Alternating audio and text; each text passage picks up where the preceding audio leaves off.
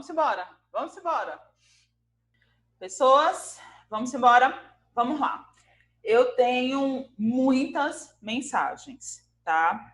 Muitas mensagens de dúvidas. E eu acho que eu devo ter passado uns 10 ou 15 slides. A gente tem muito conteúdo para ver. Eu olho para cá e fico olhando para mim. Meu Deus do céu. Então, tem muito conteúdo para ver. Guarda essas dúvidas. Anotem essas dúvidas, que eu vou esclarecer todas as dúvidas de vocês. Ninguém vai ficar sem resposta. Mas se eu parar a aula para responder, a gente chega domingo e segunda, porque tem muita coisa para vocês verem. E agora é que o bicho pega, porque agora a gente vai começar a falar sobre estratégias mais específicas, que é o caso da Plant-Based Diet e da Low FODMAP Diet. Tá? Então, o assunto vem pesado aí. Ok? Então, vamos lá. Eu vou fechar aqui. Tem alguém falando que a internet está travando, né? Dá uma olhada na internet de casa. A aula vai ficar gravada para vocês. E quem perder por algum motivo, porque estava travando, depois assiste. Mas fiquem aqui, porque pode surgir uma dúvida aqui que seja importante para vocês. Tá? Então, vamos continuar. Tudo ok por aí? Me mandem um ok. Áudio ok. Imagem ok. Ok. Então, vamos lá. Começamos agora a falar sobre nutrição plant-based diet e sua relação com o intestino. Eu vou entrar... Deixa eu colocar aqui em cima. Eu vou entrar com alguns termos, talvez mais introdutórios mesmo, né? Para gerar uma revisãozinha, tá? Então, qual foi a origem da dieta à base de plantas? O vegetarianismo, ele teve origem, ele tem suas raízes, tá? Na Índia. Por quê? Porque lá tem-se uma cultura associada à proteção da vaca, considerando este animal um animal sagrado, né? E eles associavam a violência contra esses seres vivos, algo não saudável, né? E devido a isso, eles deixavam de consumir os produtos de origem animal e passavam a consumir os produtos de origem vegetal, como frutas, cereais integrais, leguminosas, sementes, lácteos, especiarias em condimento. Lá, cerca de 35% são pessoas vegetarianas, pessoas que consomem somente produtos à base de planta, tá? Muito se fala sobre o que uma dieta vegetariana ela poderia impactar na nossa saúde, no meio ambiente e na imunidade. Em relação ao efeito estufa, em relação à degradação de florestas, em relação ao consumo de água. Muito se fala sobre esses benefícios em relação ao planeta, ao indivíduo e à humanidade como um todo.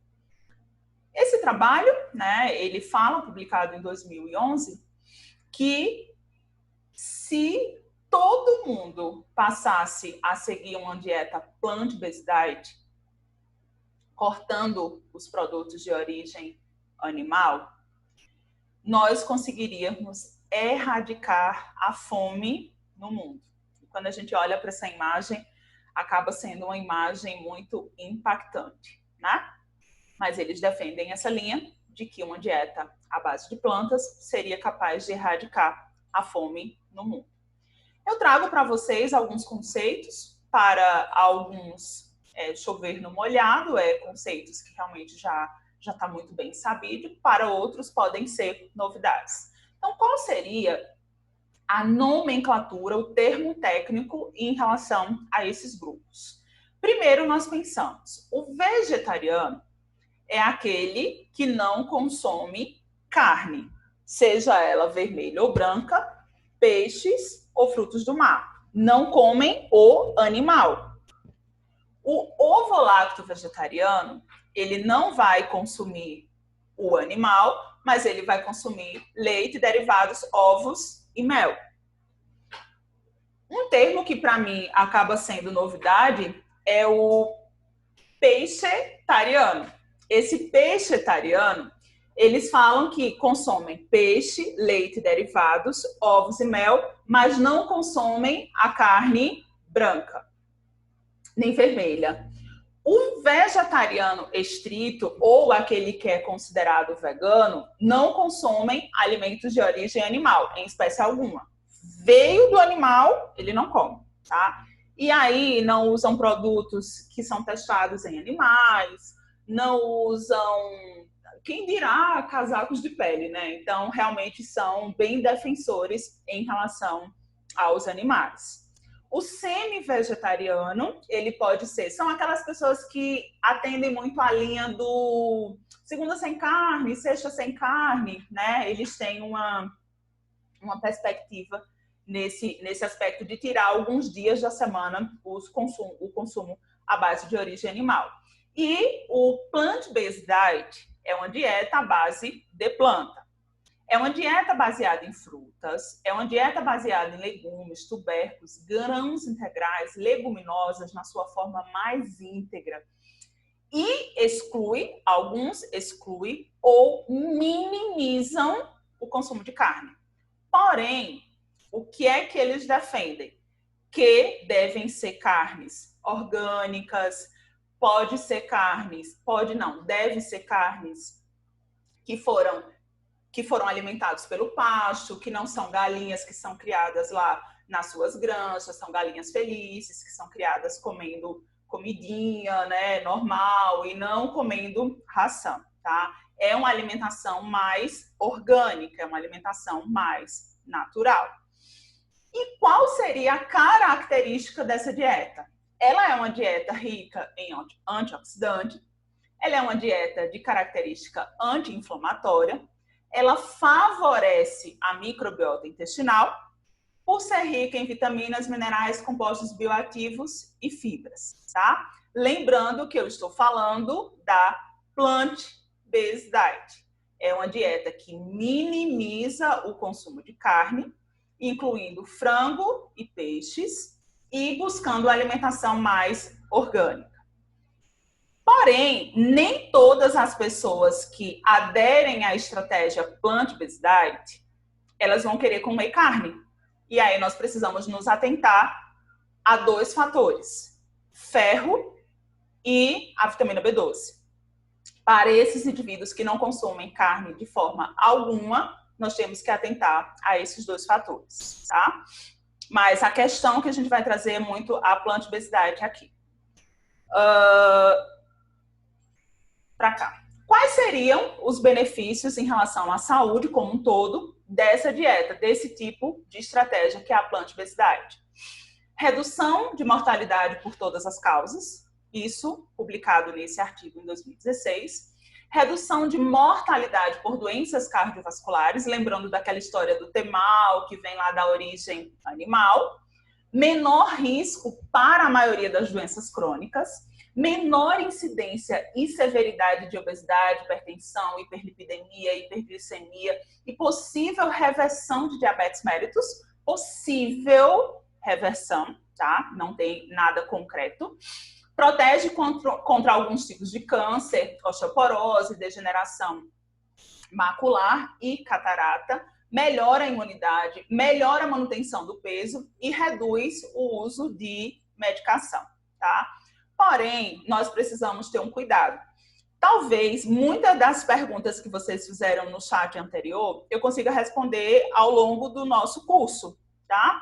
E se não foi respondido, por favor, não fiquem sem resposta. Vocês vão me mandar mensagens, a gente vai encontrar uma maneira de vocês falarem comigo para eu esclarecer todas as dúvidas. Mas vamos ter cuidado, e eu acho que essa informação ela é preciosíssima para vocês. Vocês precisam se atentar bem nesse slide. Faz muito sentido.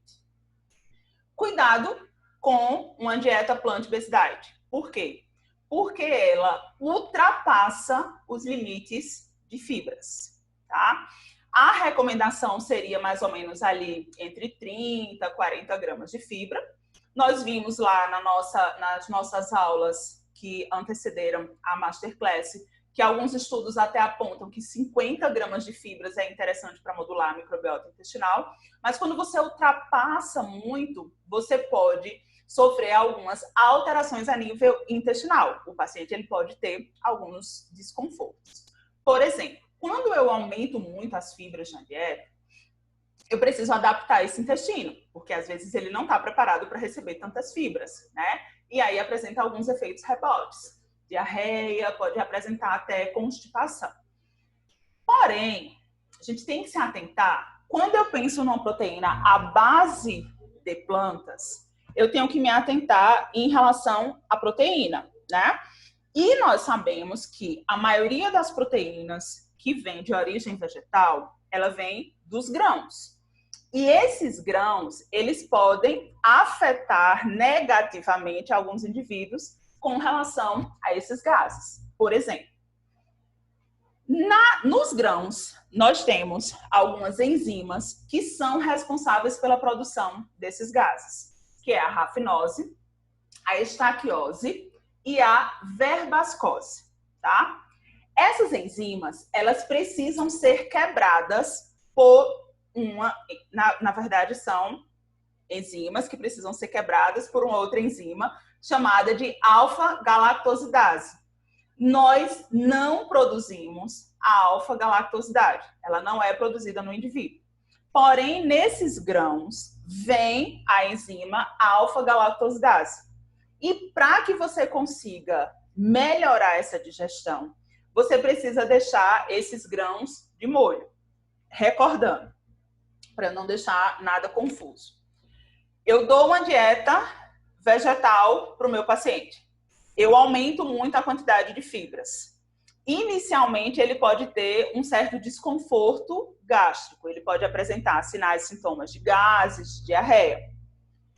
Eu preciso atuar nesse fator para que ele não venha ter desconforto. Inicialmente, ele vai ter, mas a gente precisa minimizar esse desconforto com o passar do tempo. As enzimas presentes nesses grupos alimentares podem produzir gases. E no próprio grão já vem a enzima alfa-galactosidase, que ajuda nesse processo de digestão. Mas, para eu conseguir degradar essa enzima, para eu conseguir melhorar a absorção dessa enzima, eu preciso deixar ela de molho. Tem uma outra questão também, que são os taninos, que eles podem estar relacionados com um maior aumento em relação à flatulência, né? Esses taninos, eles estão presentes nas plantas, naturalmente nas plantas, para uma maneira de proteção em relação aos insetos, né? É um agente de proteção. Mas pode dificultar a digestão dos carboidratos e atrapalhar na absorção de alguns minerais. Para que nós possamos melhorar a remoção dos taninos, é preciso cozinhar os grãos. Então, aqui eu tenho duas técnicas dietéticas em relação aos grãos, que são esses, o que maior contém proteína de origem vegetal. Primeiro, deixar de molho os grãos, geralmente 12 horas de molho, de um dia para o outro, sempre numa solução ácida, trocando essa água e cozinhar esse grão. Porém, mesmo assim, tem pessoas que ainda têm indigestão. Mesmo assim, tem pessoas que ainda se sentem estufados com gases em relação a esses alimentos. Aí tem uma enzima, tá? Eu vou até falar o nome comercial da enzima, se vocês quiserem anotar, que é o Digelive. Eu também vou falar para vocês quando nós chegarmos na parte da dieta Low FODMAP. O Digelive, ele pode ser utilizado em preparações quentes. Você bota o feijão para cozinhar, você deixa o feijão de molho e numa solução ácida, você bota ele para cozinhar e no final do cozimento, quando terminar o cozimento, você coloca um sachêzinho lá do Digelive, mexe e fica esse feijão pronto para consumo. O Digelive, ele é a própria enzima alfa-galactosidase. que vai ajudar na digestão da rafinose, da estaquiose e da verbascose. São nomes bem chatinhos de se pronunciar. Aqui. E aí, em relação às fibras solúveis e às fibras insolúveis, né? É importante a gente entender, né, a base para poder chegar na parte final mesmo, que é a parte da prescrição, porque isso são coisas que às vezes geram dúvida em algumas pessoas. As fibras insolúveis, elas irão ser responsáveis pelo aumento do volume do bolo fecal. Dica: analise as fezes dos pacientes de vocês. Analisem suas fezes. Eu vou colocar para vocês daqui a pouco aqui a escala de Bristol, né? Que eu sempre apresento para os pacientes. Quem não tem, vai lá no Google, coloca a escala de Bristol que vocês encontram e mostrem ao paciente de vocês a escala Bristol para que o paciente possa identificar qual as fezes dele que são mais parecidas. E se o paciente tiver dificuldade, peça foto das fezes aos pacientes. É estranho? Pode até parecer. Mas, estamos falando de modulação intestinal. Evacuar, defecar, não pode ser nada estranho. As pessoas ainda têm uma cultura de urinar é tranquilo, evacuar não. Por que não? É um processo fisiológico, todo mundo faz. E errado é quem não faz. Não pode ter bloqueio entre o paciente e você em relação a esse assunto. Você está tratando de modulação intestinal. Então, se tu não analisa as fezes do teu paciente, tu não está conseguindo analisar ele mais a fundo, né? Então, a dica que eu ia dar a vocês era o seguinte. O paciente, ele está com baixo volume em relação ao bolo fecal, ele não está conseguindo produzir bem o bolo fecal, talvez ele esteja precisando de fibras insolúveis. Então, você já se atenta em relação a essa informação, tá? Essas fibras insolúveis também vão ajudar no trânsito intestinal, regularizar esse trânsito intestinal, né? E aí a gente tem exemplos como lignina, como celulose, e 60% do peso das fezes é a base da celulose, tá? É possível visualizar, quando a gente olha lá nas fezes, que avalia as fezes, é possível você ver a quantidade de fibras lá nas fezes. E eu faço isso direto com as minhas fezes. Eu olho tudo direitinho, analiso tudo. Façam isso com as fezes de vocês. E as fontes de fibras insolúveis são os cereais integrais, as leguminosas e os legumes, né? Alguém me perguntou assim, Samira, mais um paciente que não come, o que é que eu faço? Vai negociando com ele passo a passo. Coloca dentro de um suco, coloca escondidinho dentro do arroz para ele não perceber. Mesmo no processo de cocção, que a gente sabe que perde um pouco, mas vai adestrando o paladar desse paciente. Por quê? Porque depois, quanto mais coisas saudáveis ele come, mais coisas saudáveis ele vai ter vontade de comer. E assim você consegue adaptar o paladar dele, né? Ele come sem saber que está comendo. E aí ajuda muito nesse processo de mudança de hábito alimentar, realmente. Em relação às fibras solúveis, nós vamos pensar que ela vai aumentar o tempo de mastigação. Indivíduos que estão querendo emagrecer, é muito legal aumentar as fibras solúveis da dieta. Por quê? Porque a mastigação, ela vai ajudar demais nesse processo de saciedade, né? Vai retardar o esvaziamento gástrico, ela vai diminuir a absorção de glicose, vai diminuir também a absorção do colesterol. Aí os exemplos de fibras solúveis, nós temos as pectinas, as gomas, os produtos de mucilagem de uma forma em geral, que particularmente eu não gosto muito.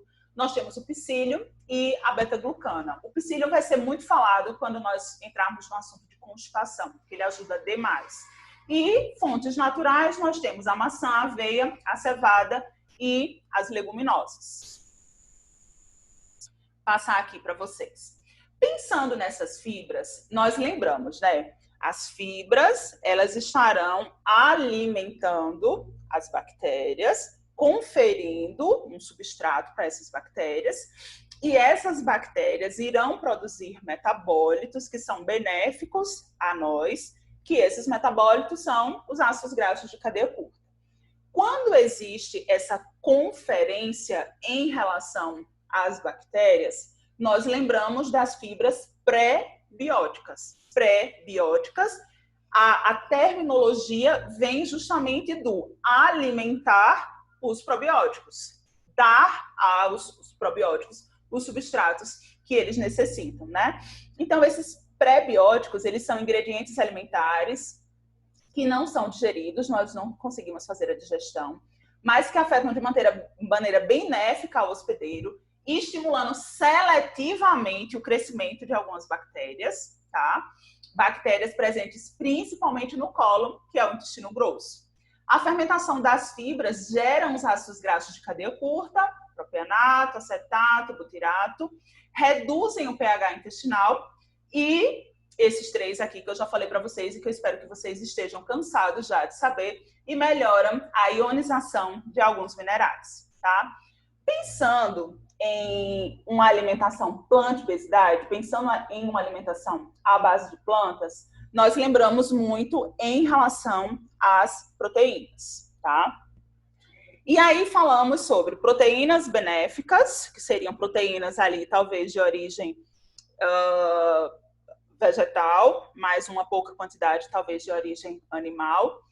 E fala-se em relação a essa questão dos aminoácidos essenciais. E os aminoácidos essenciais, aqueles aminoácidos que precisam vir da nossa alimentação, né? Como seria manter os aminoácidos essenciais numa dieta à base de plantas? Caso eu opte por fazer uma plant-based diet sem proteína animal de forma alguma. Aí nós lembramos que os essenciais são aqueles que precisam vir da nossa alimentação. Você não consegue produzir, você precisa comer da comida, obviamente, né? Você precisa comer, ingerir lá da tua alimentação. E aí a gente tem a histidina, a isoleucina, a leucina, a lisina, a metionina, a fenilalanina, tem a treonina, tem o triptofano e tem a valina. Todos esses aqui, eles precisam vir de origem alimentar. Os não essenciais são justamente aqueles que nós produzimos, tá? As pessoas falam muito em relação à glutamina. A glutamina, ela é um metabólito do ácido glutâmico. Nós produzimos a glutamina, tá? Aliás, a glutamina, vem aqui. Não, condicionalmente essencial. Nós produzimos o ácido glutâmico, ele vai se converter, a glutamina vai se converter no ácido glutâmico, na verdade. E aí houve uma confusãozinha, deixa eu corrigir o que eu falei. A não essencial é a que nós conseguimos produzir. E nós produzimos o ácido glutâmico, que vai ser conferido em glutamina. Glutamina se converte no ácido glutâmico, na verdade é assim, tá? Mas aí a gente vem para cá em relação à glutamina. Por que ela é condicionalmente essencial? Primeiro, eu tenho um ácido glutâmico que participa do metabolismo dessa glutamina, porém, em algumas situações, essa glutamina ela pode ser bem-vinda. Por exemplo, nutrição de enterócitos. Tem muitos trabalhos falando em relação à glutamina, o uso da glutamina. E o que seria um aminoácido condicionalmente essencial? Ele pode ser necessário vir da alimentação em determinadas condições. Então, a glutamina, ela entra aqui, tá? A glutamina vai ser convertida no ácido glutâmico, na verdade é isso. Porém, ela pode ser vinda da alimentação de forma suplementar em algumas condições essenciais, tá? Em algumas condições de patologia. Mas o que a gente fala hoje, especificamente, é sobre os aminoácidos não essenciais. Eu acabei entrando nesse assunto da glutamina porque eu vi alguém ali me fazendo uma pergunta e eu não entrei nessa resposta, eu não consegui responder. Mas respondendo, a glutamina pode ser sim suplementada, ela é condicionalmente essencial, caso você venha ter, por exemplo, um aumento da permeabilidade intestinal, ela pode entrar nesse aspecto de nutrição dos enterócitos, ok? Aí, pensando nessa questão do teor dos aminoácidos, né? Tem uma tabela, inclusive eu vou colocar para vocês no slide seguinte, um site que vocês podem encontrar todos os aminoácidos presentes nos alimentos, a quantidade, o alimento e a quantidade que vocês encontram desses aminoácidos. Então, pensando nos aminoácidos essenciais, nós encontramos em 100 gramas de proteína ou de legume ou de carne, nós encontramos em 100 gramas de bife, 12,5 miligramas de triptofano, né? Aí, nas leguminosas, nós vamos encontrar 10, no tofu nós vamos encontrar 23, no feijão branco nós vamos encontrar 12, no grão de soja nós vamos encontrar 20. Observe que não existe muita diferença comparado com o bife bovino, né? Pensando até no tofu, o tofu acaba tendo mais. Triptofano esse que vai participar do metabolismo lá da serotonina, bem interessante. Aí eu tenho a treonina, aqui eu vou encontrar 42 miligramas, vejam que não tem muita diferença. Na soja eu até encontro mais. A isoleucina eu vou estar encontrando em maior quantidade aqui, mas eu também consigo encontrar no grão de soja. E a leucina, em maior quantidade em relação à carne, a gente encontra lá no tofu. Essa tabela que eu trago para vocês, tá? Depois vocês entrem aqui, eu não vou entrar porque senão vai diretamente lá para a página, mas quando vocês receberem o PDF, então vocês podem clicar e já direciona para vocês analisarem a composição dos aminoácidos em alimentos, tá? Quando vocês forem prescrever uma dieta à base de plantas, aí vocês podem consultar essa tabela para ver se vocês estão conseguindo dar a quantidade de aminoácido adequado para esse indivíduo, tá? E quando nós pensarmos numa dieta plant-based diet, nós não podemos esquecer do ferro e da vitamina B12. São 2 micronutrientes interessantes que a gente precisa sempre estar se atentando em relação a ele. Como é que eu vou saber, Samira, se o meu paciente ele está com insuficiência de ferro? Pessoal, a clínica ela é soberana, tá? Eu acho que você tem sempre que analisar sinais e sintomas do seu paciente. Você tem que olhar para ele como um todo, você tem que avaliar, você tem que usar questionário de rastreamento metabólico, você tem que conversar realmente com o paciente e analisar todos os sintomas. E, obviamente, que os exames eles são bem-vindos. Agora vamos pensar, nessa época de pandemia, o paciente ele te procurou para fazer uma consulta e ele está impossibilitado ou ele não tem interesse de fazer o exame agora porque os laboratórios é um risco de contaminação e ele realmente não quer ir. Olha para os sinais e sintomas e vê se o teu paciente ele tem ou não essa deficiência em relação ao ferro pelos sinais e sintomas, né? Que está muito associado a indivíduos que não consomem a carne, a proteína de origem animal. Quais são os principais sinais dessa insuficiência? A palidez, alteração do sistema imunológico, aquele indivíduo que adoece com muita frequência, queda de cabelo. Eu canso de receber nas minhas caixinhas de perguntas, Samira, queda de cabelo intensa, o que é que eu faço? Olha para o ferro, olha para o ferro. É muito comum. O nosso folículo piloso, ele necessita de ferro, ele precisa de ferro aqui no folículo piloso. Mas a minha hemoglobina, ela também precisa de ferro. E o corpo, ele faz o possível com o que tem disponível. Se de repente está faltando ferro na tua alimentação, é vital manter a hemoglobina funcionante. Mas eu posso viver sem cabelo. Então, ele vai tirar de uma área que não é tão importante para o nosso corpo para mandar para uma área que seja mais importante para o nosso corpo. Então, são sinais de deficiência que o teu corpo pode te dar essa queda de cabelo. Alterações nas unhas também, fissuras nos lábios, cansaço, fraqueza, tontura, indisposição, falta de apetite também pode estar relacionado. Dificuldade ao acordar, aquele indivíduo que acorda realmente sem energia, né? Dificuldade em fazer exercício físico, as pernas inquietas, aquele paciente que fica balançando o tempo inteiro as pernas, vontade de comer barro ou tijolo, isso é muito comum em gestantes, tá? Gestantes que têm o tal do desejo, a necessidade por algum tipo de alimento específico, quando tem deficiência de ferro, tem vontade de comer esse tipo de alimento. E na gestação, né, a gente sabe que a deficiência de ferro ela pode gerar a anormalidade no ferro, tá? Indicando também a depressão pós-parto. Quais seriam os fatores que podem melhorar a biodisponibilidade do ferro? Vamos pensar. Um paciente que tem deficiência de ferro e que de repente você está aumentando o ferro na dieta ou que de repente você está suplementando esse ferro. Como eu posso fazer para melhorar essa biodisponibilidade?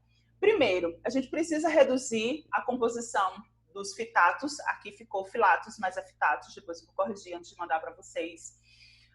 Porque esses fitatos, eles podem inibir a absorção do ferro, e a gente sabe que aquela questão do remolho pode ajudar nesse aspecto. Consumir a vitamina C, porque a vitamina C ela melhora a biodisponibilidade do ferro. O ácido cítrico, ácido solático e ácido málico presente em frutas e verduras também podem melhorar. Alguns aminoácidos sulfurados também podem ajudar. O consumo de brássicas ajuda muito nesse aspecto, né? Os frutooligosacarídeos presentes na cebola, na alcachofra, no aspargo, no alho, no centeio, na cevada, podem melhorar. O meio ácido no intestino favorece essa absorção do ferro. E tem uma técnica muito antiga que também pode ser utilizada, que é cozinhar em panela de ferro. Inclusive, muito melhor do que cozinhar em panela de alumínio. Panela de ferro pode ser interessante, né, para melhorar essa biodisponibilidade do ferro, aumentando aí de 50 a 2.000 miligramas em 20 minutos de cozimento. Aí a gente para e pensa, se de repente chega um paciente lá no teu consultório com uma patologia que é a hemocromatose, que é o contrário da anemia, um paciente que tem excesso de ferro na corrente sanguínea, você pode até perguntar a ele, qual tipo de panela que você cozinha? Você cozinha em panela de ferro? Sim. Então, talvez não seja uma hemocromatose, talvez seja um excesso de ferro lá na tua corrente sanguínea, até por conta decorrente dessa panela, né, que você utiliza. E lembrando, tá, que fibra alimentar não interfere na biodisponibilidade desse ferro. Já me fizeram algumas perguntas que na hora eu realmente não sabia responder. E nós não somos detentores de todo conhecimento. O conhecimento ele é como uma casa, um muro que você precisa construir. É um tijolo em cima de tijolo. Cada dia é único. Alguém que está aí do outro lado pode ter a sensação assim, ai, nossa, eu não sei de nada. Eu tenho essa sensação todos os dias, de que não sei de nada. E quando eu vou numa palestra, quando eu vou num curso, eu fico, meu Deus do céu, eu não sei de absolutamente nada. Mas, de repente, alguém pode olhar para mim e dizer assim, nossa, Samira, como você sabe? Mas pensem, eu tenho 9 anos de formada. Tem pessoas que estão aqui que ainda estão na faculdade. Então, calma, conhecimento é algo que a gente adquire a cada dia. Mas é muito bom a humildade de você saber reconhecer que não sabe e que precisa aprender. O paciente, ele sabe quando você está mentindo para ele. Ele sabe quando você dá uma resposta que você não tem convicção do que você falou. E é ruim você dizer ao paciente que dá uma resposta como se realmente fosse aquilo que você soubesse e depois ele descobrir que você está mentindo. Você acaba perdendo a credibilidade. Então, é melhor que você fale que não sabe e que depois responde, né? Então, acontece comigo. Aí, uma vez, alguém me perguntou assim, Samira, cozinhar beterraba junto do feijão atrapalha a absorção do ferro? Meu Deus do céu, eu fiquei pensando. Beterraba, ela não contém muito ferro, tal. Não sei te dar essa resposta. Tá. E aí vem a resposta, caso alguém façam essa pergunta para vocês. O espinafre e a folha da beterraba contém oxalatos. E esses oxalatos, eles podem inibir a absorção do ferro, tá? Então, não é a beterraba em si que vai atrapalhar, e sim a folha da beterraba, por conter esse oxalato, que pode atrapalhar na biodisponibilidade do ferro. Isso aqui acaba não sendo novidade, né, em relação aos taninos, chá verde, chá preto, pode reduzir em até 60%, tá?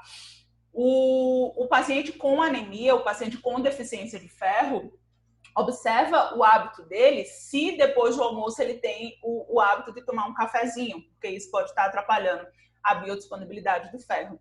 Do contrário, tu pode fazer com aqueles pacientes que têm excesso de ferro, no caso, os pacientes que têm hemocromatose, tu pode colocar um cafezinho ou um chazinho depois do almoço, né? A suplementação de zinco pode atrapalhar, o uso de antiácidos pode atrapalhar, por quê?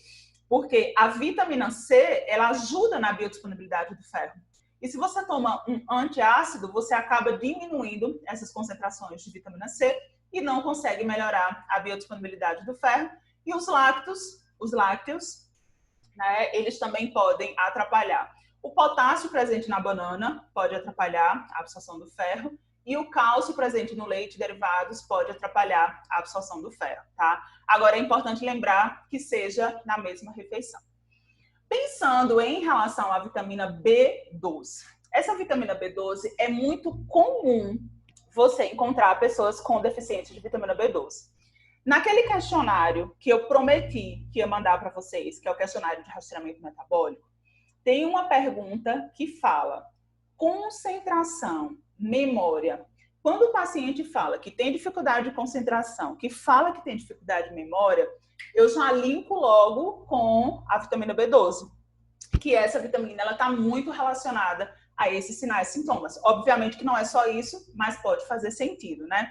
E quando você vai analisar o padrão alimentar, muitas vezes o paciente ele não consome alimentos fontes de B12 e até não consegue atingir os níveis séricos de vitamina B12, que a gente gosta ali por volta de 500 aproximadamente, né? Aí, a vitamina B12, ela não é uma preocupação só para os veganos. Ela pode ser uma preocupação também para os onívoros, tá? Muito comum, eu atendo muito onívoros, o meu público vegetariano, ele é muito curto, mas eu encontro muitas pessoas com vitamina de B12. Onde encontrar alimentos que são fortificados com a vitamina B12, a gente tem muito hoje no mercado, e alimentos de origem animal. Pensando em fontes análogas, que seriam fontes de origem vegetal, a gente encontra água, algas, que, como por exemplo a gente tem a clorela, a espirulina, e alimentos fermentados, como o exemplo do miso, tá? Quais os sinais e sintomas que a gente encontra em relação à deficiência de B12? Sinais e sintomas: fraqueza, perda da percepção, coordenação deficiente, alteração no comportamento afetivo, fragilidade, dificuldade para manter equilíbrio, inapetência, né, a falta de apetite, náusea, diarreia, palidez, alopécia, queda de cabelo também pode estar relacionada com vitamina B12, confusão, depressão, dor abdominal, leucopenia, a gente pode ter uma queda na produção desses leucócitos, uma discreta icterícia e uma diminuição na memória, que foi aquilo que eu acabei de falar para vocês, né? Essa parte introdutória em relação à plant-based diet são conceitos básicos que precisam ser ditos. Por quê? Pensando em modular a microbiota intestinal através de uma estratégia a curto prazo plant-based diet, vocês precisam ficar atentos a todos esses sinais e sintomas. A deficiência de ferro, a deficiência de B12. Porque se tu prescreve uma dieta só porque tu ouviu falar que a dieta é boa, mas tu não se atenta aos prejuízos que ela poderia trazer, então o paciente ele pode voltar com a queixa e você ficar sem saber do que se trata, né? É importante a gente saber todos esses conceitos básicos, tá? Pensando nessa questão da suplementação da vitamina B12, nós temos várias formas que podem ser utilizadas. A cianocobalamina é a forma mais barata, é mais acessível. A metilcobalamina é um ativo mais caro, mas, no entanto, ele é mais efetivo, tá? Tem várias maneiras de você administrar essa vitamina, as vitaminas B12. Primeiro, a gente pensa por via oral, né? Pode ser em cápsula, pode ser em gotas, pode ser em spray. Eu, Samira, prefiro sublingual. Por quê? Porque eu não vou perder parte dessa vitamina pelo processo de absorção a nível gástrico. Eu posso perder isso no percurso, então eu já coloco sublingual. Ela pode ser injetável e é uma prática hoje muito comum, tá? Eu vejo muitos pacientes fazendo acompanhamento com nutrólogos e os nutrólogos gostam de prescrever a vitamina injetável em doses mais cavalares, em doses mais elevadas, porque a dose resposta acaba sendo maior. Portanto, a gente lembra que injetável é conduta médica, não é nossa conduta. Enquanto profissional nutricionista, sublingual seria a melhor opção, tá? Manter a suplementação com dose de manutenção, de repente você pode colocar uma dose mais elevada, né? E depois você pode diminuir para fazer uma dose de manutenção. E é importante tomar, para aqueles indivíduos que fazem a dieta vegetariana, é importante tomar, mesmo que não tenha esses sinais e sintomas, como se fosse uma forma de prevenção, tá? E alguns pacientes vão te questionar sobre a origem, tá? Samira, primeiro tu me diz que ela vem, as principais fontes são de origem animal. Como ele não come, ele vai ter deficiência. E aí, de onde é que vem essa vitamina B12? É de origem animal? Se for um vegano restrito, ele não vai querer de jeito nenhum. Aí você diz o seguinte, que essa suplementação ela é obtida por meio de cultura de bactérias sem origem animal. No entanto, peçam o laudo da farmácia. Por quê? A maioria é feita dessa forma, mas a maioria é feita dessa forma, mas a minoria não. Então, pode ser que a farmácia ela queira te colocar um que seja de origem animal e o paciente ele acabe sendo enganado, né? Aí a gente fala, né, da plant-based diet e do consumo de proteína, fazendo aí um link. Consumir proteína de forma excessiva pode ser prejudicial. Não consumir proteína também, tá? É importante manter os níveis de proteína dentro de uma normalidade, que aí a gente poderia estar trabalhando com 1,2, 1,3 gramas de proteína por quilograma de peso, sendo de origem animal ou sendo de origem vegetal. Quando se fala em modulação da microbiota intestinal, só plantas, nós vimos, de acordo com os artigos, que ainda não se tem estudos que confirmem 100% de benefício. Ainda tem-se uma interrogação. Pode diminuir a diversidade bacteriana, talvez por conta dessa quantidade ineficiente de proteína, né? Então, nós vimos essa questão. Agora, eu estou falando de modulação intestinal. Modulação intestinal, proteína nem de mais, nem de menos. Agora, se o teu paciente, por uma questão de estilo de vida, ele resolveu aderir a uma dieta 100% vegana, ele não quer saber do intestino dele. Ele resolveu aderir a essa estratégia. Cabe a você minimizar os efeitos que ela pode proporcionar a nível bacteriano. Como seria isso? Colocando mais proteína de origem vegetal. Mas ele não te procurou para modular a microbiota intestinal. Ele te procurou porque ele quer ser vegano. Ponto. Agora, se um indivíduo te procura para modular a microbiota intestinal, aí sim, você pode colocar uma dieta plant-based diet com uma oferta maior de fibras, uma oferta maior de legumes, de verdura e um pouco só de proteína de origem animal, tá? Porque o excesso dessa proteína, para indivíduos que têm disbiose, além de provocar o aumento do óxido de trimetilamina, também pode alimentar bactérias que são classificadas como proteobactérias, bactérias que degradam proteína. E quando nesses indivíduos existe uma disbiose intestinal e você dá muito alimento para esse grupo de bactérias, elas vão se proliferar. Elas vão se proliferar muito rapidamente. E se elas vão se proliferar muito rapidamente, elas vão produzir alguns metabólitos que são chamados de putrecinas e cadaverinas. E essas putrecinas e essas cadaverinas, elas vão conferir a esse indivíduo um pum com cheiro de podre e de cadáver. Resposta para aqueles indivíduos lá da academia que comem não sei quantas claras de ovos por dia, que tomam não sei quanto de proteína por dia, mas que ninguém consegue chegar perto deles. Talvez eles tenham uma microbiota ineficiente, talvez eles estejam dando a essa microbiota muita proteína e alimentando demais as proteobactérias, e essas proteobactérias estão produzindo o cheiro de podre e de cadáver que vem das putrecinas e das cadaverinas, né? Sem contar que o excesso de proteína está muito relacionado com a hipocloridria, com a redução do meu ácido clorídrico.